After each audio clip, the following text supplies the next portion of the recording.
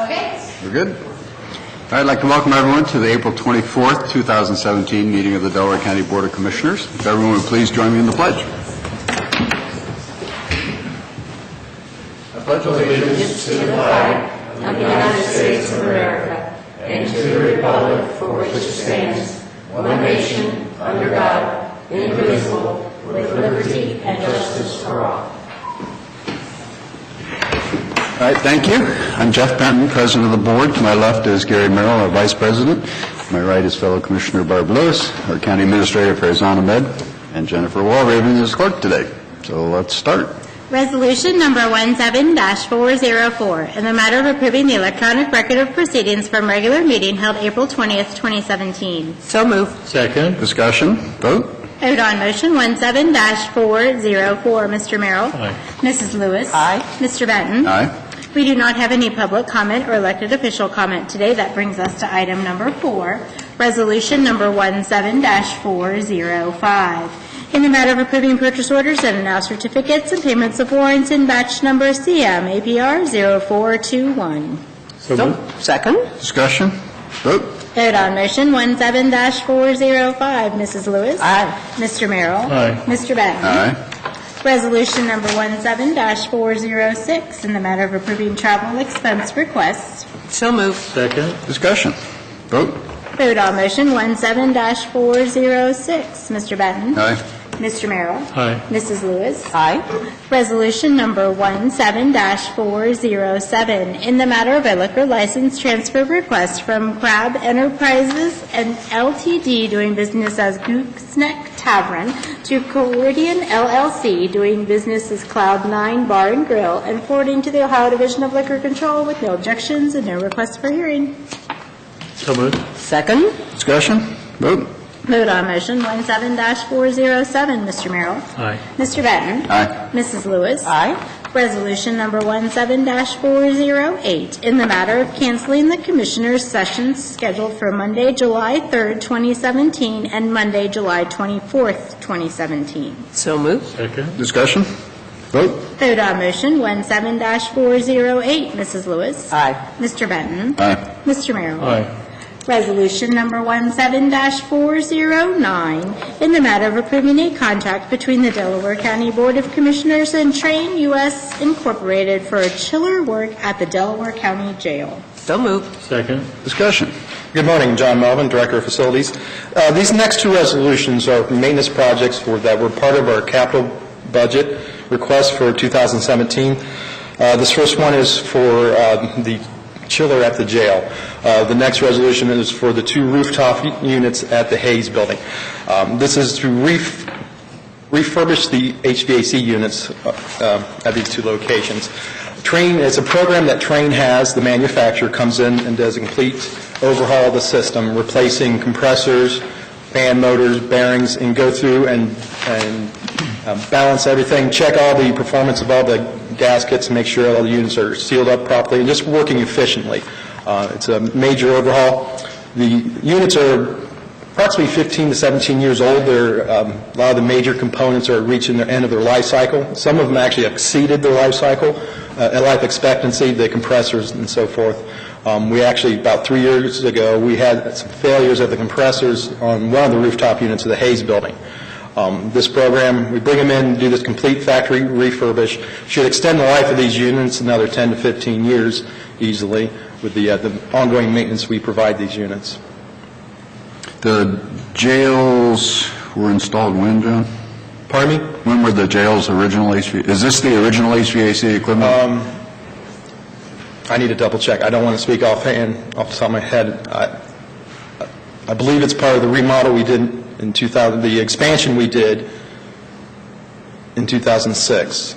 It's for the chiller unit out there, but let me double check that. Okay. I don't think it's part of the original 1984 unit. We're well past that life cycle. Yep. Yes, would be. So the old ones would have probably been replaced. Well, I think the old one was replaced during that with the expansion with the dorms. And How long would this extend the life? we expect another 10 to 15 years. For each, both the jail Yeah, and for the both of courthouse? these. Yeah. Or in The chiller is a different component than the Hayes. It's The jail uses a cooled loop where they're recirculating chilled water and glycol to chill the units. The Hayes building are package units, more like your typical AC units and heater units combined, but just grander scale. Questions? No. All right, vote. Vote on motion 17-409, Mr. Benton. Aye. Mr. Merrill. Aye. Mrs. Lewis. Aye. Resolution number 17-410, in the matter of approving a contract with the Delaware County Board of Commissioners and Train U.S. Incorporated for 2 air handler units on the Rutherford B. Hayes Building. So moved. Second? Discussion. Just one other note, I should note that the pricing for these projects from Train is part of their U.S. Communities Cooperative Purchasing Program, so the pricing was vetted through that program. Questions? No. All right, vote. Vote on motion 17-410, Mr. Merrill. Aye. Mrs. Lewis. Aye. Mr. Benton. Aye. All right, thanks, Jen. Resolution number 17-411, in the matter of approving a services agreement with West Safety Solutions Group to provide text to 911 service to Delaware County. So moved. Second. Discussion. Good morning, Commissioners. Patrick Brand with the 911 Center. What we have before you is a contract with West Safety Solutions. This is a 5-year agreement. As part of our levy campaign back last year, we said we were going to try to bring text to 911 to Delaware County, to the residents and such. And this would be phase 1 in getting that done and getting under contract with West so they can start the implementation. Once that part is done, then we got to contact the vendors and tell the big 4 cell carriers, hey, we're ready for it, now you guys step on board. As we predict, and talking to Delaware County Speech and Hearing and a couple others, there's probably 10% of our community out there that has some type of communications issue. The goal is always call if you can, but text if you can't. We always want 2-way communications, but you got to look out for the hearing impaired people that need this technology. This is their benefit to get a hold of us quickly. The TTY, back when using the teletype to get through to us, and some people still do, we still get TTY calls every now and then, and we still train on that twice a year. But that's still 1901 technology per se, and this would help out the community people that are in need of it. Our goal would be to have it up and live by the end of the year, close to November. Part of that reasoning is we have to get our piece done, then the cell companies have 6 months to get their part done, and that's set by guidelines. The goal would be to also work with our friends at the City of Columbus so that the actual whole county is covered, not just the people who are served by us, but so there's no confusion on who gets service and who doesn't. So we're working with the City of Columbus on that as well. Do you expect them to be fully supportive? Yes, I've been in contact with Columbus. They're actually using the same vendor as us, which will make it nice. We can, if we did get a call misrouted to us that is in the City of Columbus area, we could transfer that text to 911 caller down to Columbus, and then they could handle it, instead of tying up our dispatchers on that, plus relaying the message by phone to them. So yeah, they're very receptive to it and working with us as well. What do you think, 5 years from now, the texting % of your calls will be? That's a good question. That's a good question. I talked to Butler County. I was up at a conference 2 weeks ago in Butler, up in northern Ohio, the state conference. Butler County received less than 700 text and 911 calls last year. They've had it in place for 3 years now. Their population is over 100,000 more than us. Obviously, they're down there just next to Cincinnati. Hamilton County, which is Cincinnati, and talking to our colleagues down there, they received just a little bit more than that. They've had it, like I said, for several years. Our guess is, I'm hoping we're not going to get that many. But in 5 years from now, next gen 911 will be more in place. The state is working on an actual statewide RFP right now to bring in next generation 911 to connect all the 911 PSAPs together. Easier transferring the calls to everywhere.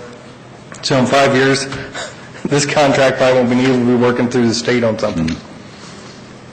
How is it then when someone receives a text versus a phone call? What do they need to do?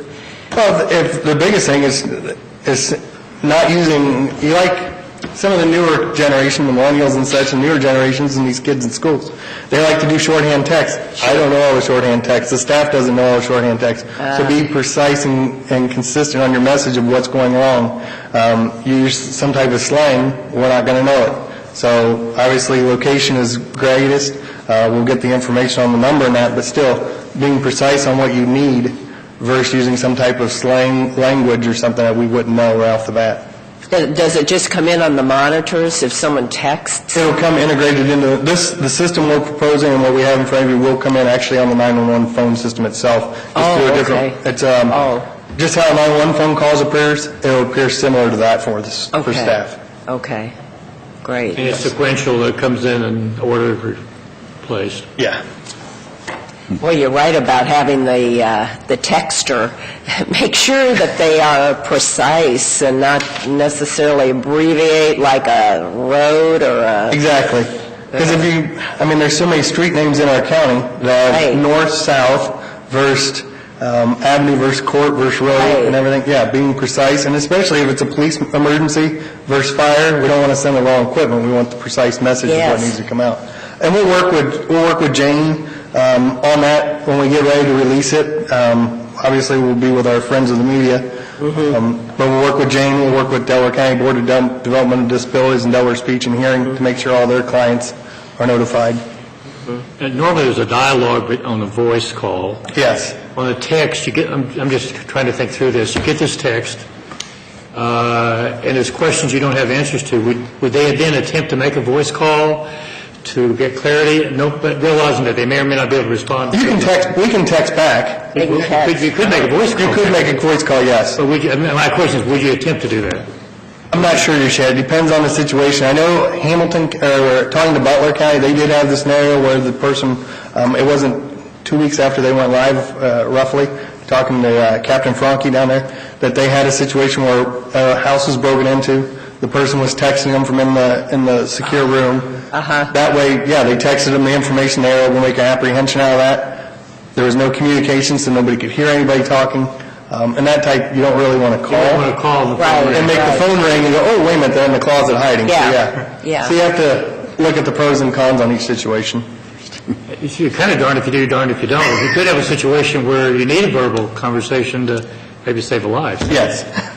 So, but you guys do such a great job, and Yeah. but Yes. I'm sure something you'll work through. Yes. Oh, yes, we'll work with our counterparts in other areas that have dealt with this more than we have. And Boy, As a board member, I'm fully supportive of this. yes, On Yes. 911. yes, 911 board, we met with them, we have our meeting a couple weeks ago. So, yeah. Yeah, good leadership there, Patrick. Something from, I mean, we went back to 2015 is when we've been looking at this, so at least we're getting one step forward. yes, it is. It's a big step forward. Yep. All right, we'll take a vote.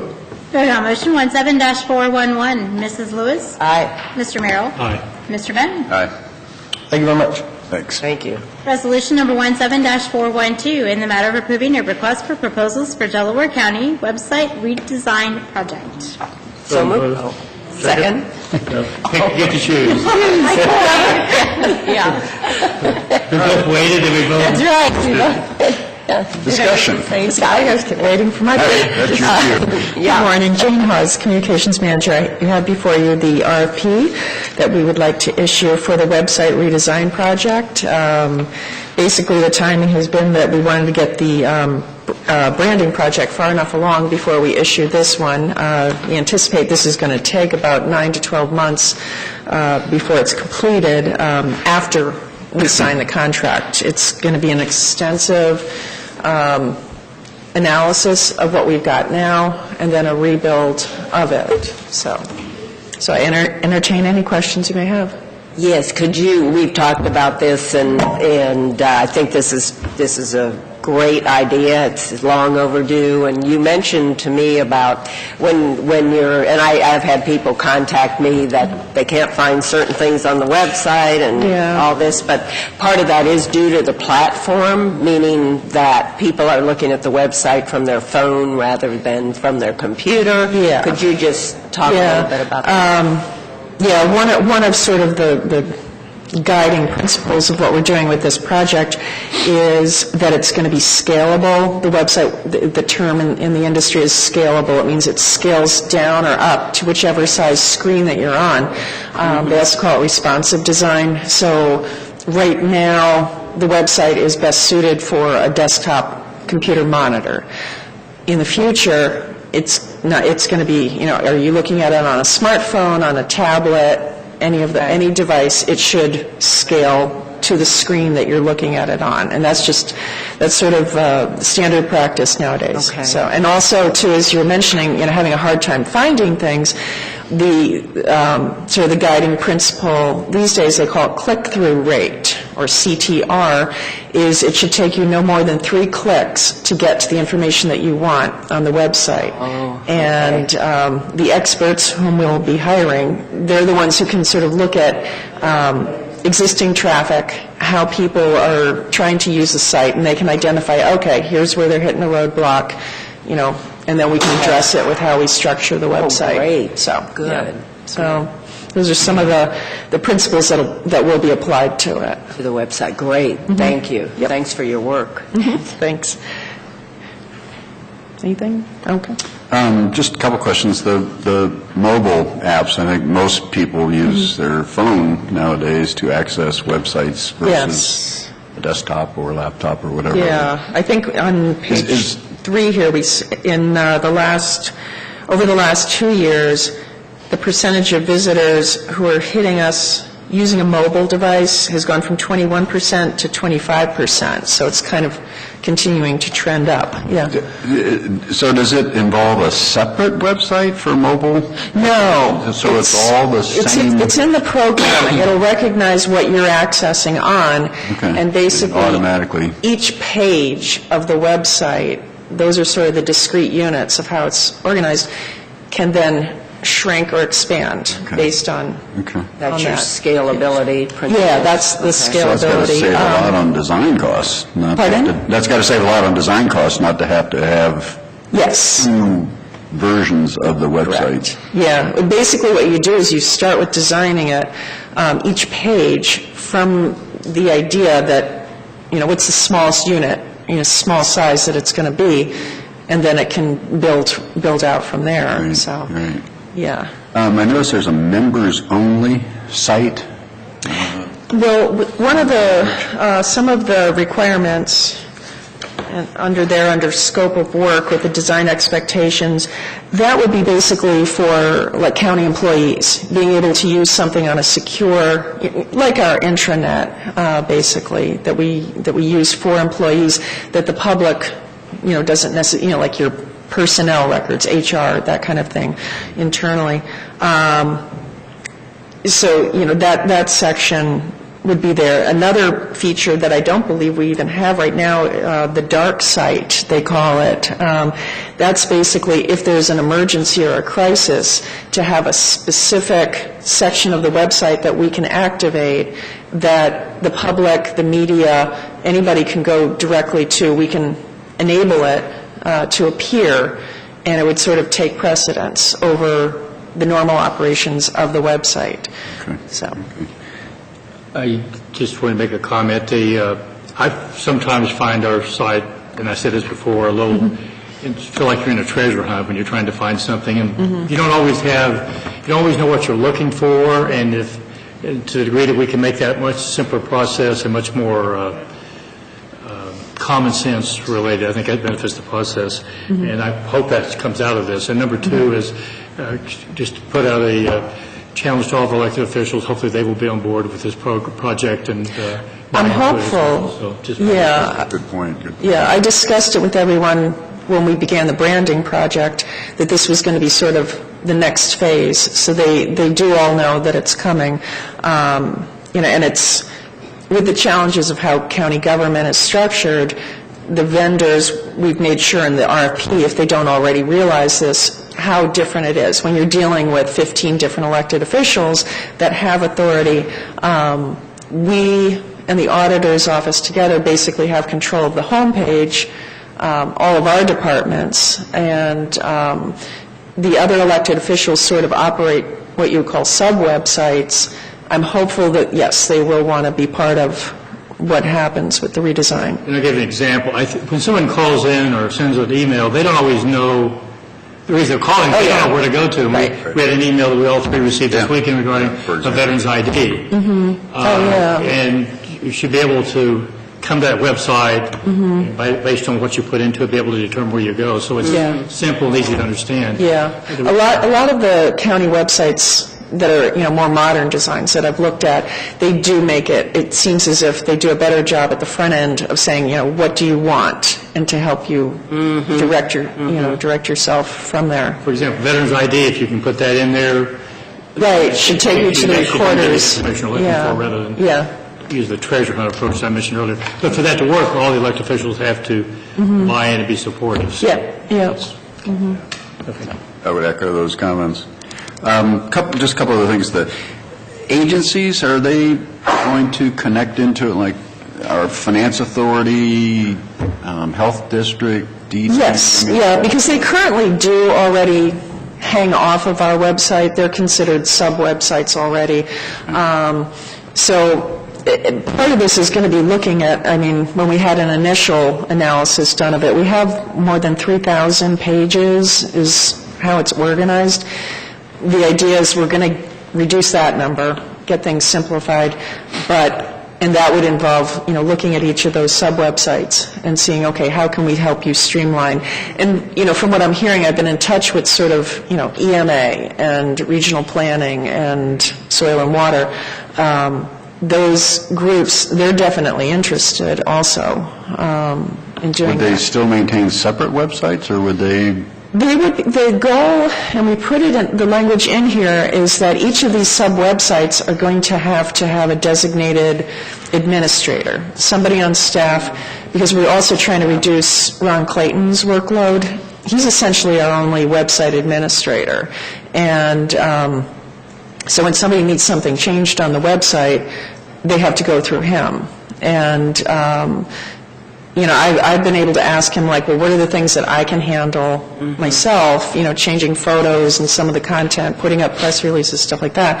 But we're going to be rigorous about asking each of the other offices, departments, and agencies to have somebody who will get trained. Now, part of this is going to be that we're asking to go with a WordPress for the platform,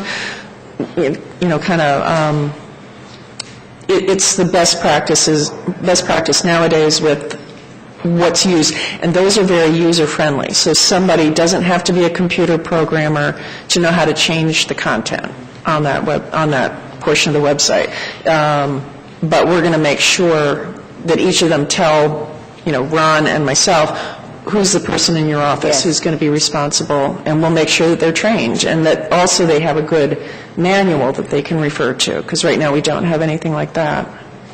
I think That's not another full-time position either. No, it's not, no. Because realistically, the amount of content that's on there is not overwhelming. Most of it's, a lot of the offices archive, forms and documents, things like that, but they're dependent on Ron to put it up there. So this way, using WordPress, and I am familiar with it, like I said, you do not have to be a computer programmer or engineer to know how to work with it. So, Yeah, that was, I guess, one of the concerns I've noticed over the years is maintaining the websites is often a challenge. And so as long as, and you've talked about it, it sounded like a good plan on how to do that. I do think realistically that we don't need new personnel in order to handle that. I think, in the future, and it just depends on how things continue to evolve with communications, maybe at some point, yes, it is worthwhile for the IT staff to consider somebody who is truly dedicated full-time to being the website administrator. But at this point in time, I don't see that we need that. But it would depends on how many bells and whistles we want to be able to add to what we're doing with the website. Some counties go nuts with, the types of functions that they make available on there. But, I think we've got to go baby steps at this point. Good. Okay. Nothing else. Okay. Thank you. Okay, Thanks. yeah, thanks for the effort. This is very needed. Yes. We got a year to go. Let's see. Yeah. All right, vote. Vote on motion 17-412. Mr. Benton? Aye. Mr. Merrill? Aye. Mrs. Lewis? Aye. Thank you. Brings Thanks. us to administrator reports. Good morning. Just found out this morning from Chief Schuling that so far we have received about $15,000 in reimbursements from soft billing that has started. Oh, okay. And on Friday, John Melvin and I took a tour of the courthouse, and a lot of work going on. The first floor has tiles in place. You can actually see what the finished corridors are going to look like, and the bathrooms. The fifth floor doesn't have drywall yet, so there's still a lot of work to be done, and they're still looking at an end of July completion. Just a note, you said received, that's different than accounts receivable, so we billed out more than that, I Yes. assume, and that's just the dollars the checks come in on. Exactly. So 15,000 really under. First month, I assume is part of that, what that was. We started billing in January. Some of And the first. so what we have received back so far since we started billing is 15,000 so far. So yeah, there'll be more coming in. And last but not the least, Don sent me a report from attending the SEBCO meeting. 33 member counties are now part of SEBCO, so that's good. And there's a total of 20,000 members that are covered by Anthem, which is what we are part of. So that's all I have. Okay. Thank you. Commissioner Merrill? I was also at the SEPCO meeting, and it was well-run, and I thought we were going to get behind schedule. They got us back on schedule, and it was a very informative meeting. I also attended the symphony Saturday night, and I didn't see it. I was there. I actually looked for you. I was sitting in the balcony, and I thought, Jeff's down there somewhere, I bet you. So I'm not sure which seat you were in. It was, and I've said this before, I've always, again, in no stretch am I a musical expert. It's hard for me to distinguish between the job they do and the Columbus Symphony. And I'm not saying what they're equal in quality, but from my perspective, they're equal in quality. And I had a very enjoyable evening, and I'll encourage all the residents of our county to seek it out at some point and give it an opportunity to judge it for yourself. I don't know whether this is appropriate or not, but congratulations to your daughter-in-law, who's an American citizen. Oh, that's And we were informed of that a few days ago. Pretty neat. I think that's very neat, very special, and seeing someone go through the proper channels to become a member of our country is, it says a lot. Yes. And I personally want to congratulate her. Thank you. It's very nice of you. Thank you. You should be very proud. This is a busy week. I've got a Morpsey board meeting tomorrow, committee meeting over lunch. Then Wednesday we have a very busy day. I have a CCO meeting at 1. I have a board meeting at 3. And then we're all involved, I trust, at 5 o'clock for the legislative meeting downtown in Columbus. And I have one last thing that I'd like to mention. Congratulations over there for Ohio State. They finished second in men's gymnastics over the weekend, and congratulations. Okay, Gary, who finished first? Since you asked, University of Oklahoma won. I thought he was going to say For the Michigan. fourth straight year, I might add. So, but thanks for asking. Oh, gee. Oh, my God. Okay. Next year, we're not going to ask. We're not going to ask, right? Yeah, really. Take the bait. Yeah, really. Okay. The other day, I mentioned a ribbon cutting on May 5th, right before the Walk in My Shoes walk. And it's actually a ribbon cutting. I said Liberty House. It's actually Unity House. And it's casual, 35 North Washington Street, free parking in First Presbyterian Church. Unity House is a one-stop shop for reentry resources in a welcoming, supportive environment, and as well as a residential recovery house for women. So I'm planning on being there, and anyone who wants to join, that's great. So people will cut the ribbon and then run over to walk. Or I guess you'd walk over with your heels on to walk. Yeah, that's all.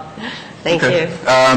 Gosh, everybody stole my topics, so I don't have any others. You were going to congratulate University of Oklahoma? Is that your plan? No. The symphony was great.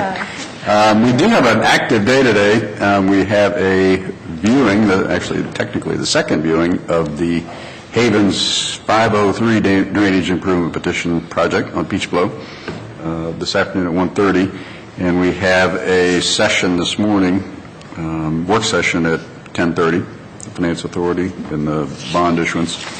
And I think that's it for today, but we do have executive session. So go ahead with that.